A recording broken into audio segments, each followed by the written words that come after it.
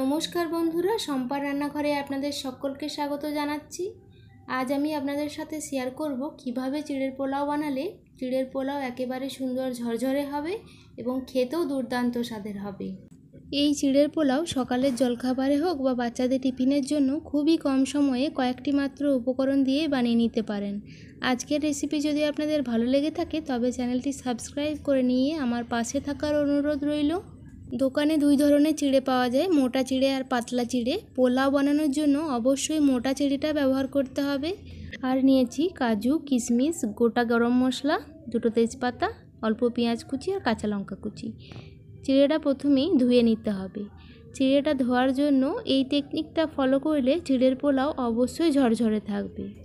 বড় একটি পাত্রের মধ্যে একটু বেশি করে জল নিয়ে নিতে হবে। তারপর বড় একটি স্ট্রেনার যদি থাকে, আর যদি না থাকে বড় এরকম একটি প্লাস্টিকের ঝাঁঝরির মধ্যে চিড়েগুলো নিয়ে ডুবিয়ে ধুয়ে নিতে হবে। এক দুবার ধুয়ে নিয়েছি, তারপর জলটা ঝরিয়ে একটি বড় থালার মধ্যে মিলে রাখছি। মাত্র 5 থেকে 6 মিনিটের মধ্যেই চিড়েগুলো সুন্দর ঝরঝরে হয়ে যাবে। এবার কড়াইতে অল্প একটু সাদা তেল দিয়ে প্রথমে কাজু এবং কিশমিশগুলো ভেজে নিতে হবে। কাজু এবং কিশমিশগুলো হালকা একটু লাল করে ভেজে নিয়েছি। কাজু কিশমিশগুলো ভাজা হয়ে গেছে, এবার তুলে রাখছি।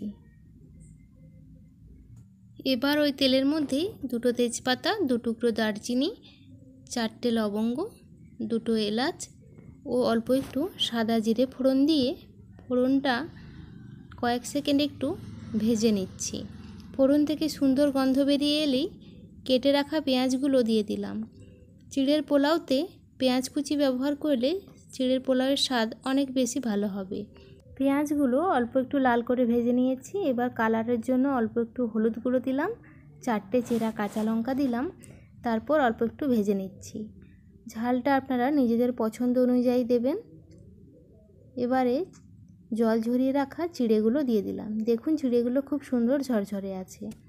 ভেজে রাখা কাজু কিশমিশ দিয়ে দিচ্ছি, পরিমাণ মতো লবণ দিচ্ছি আর পরিমাণ মতো চিনি দিচ্ছি। চিনিটাও আপনারা যে যেমন মিষ্টি পছন্দ করেন সেই অনুযায়ী মিষ্টি যোগ করবেন।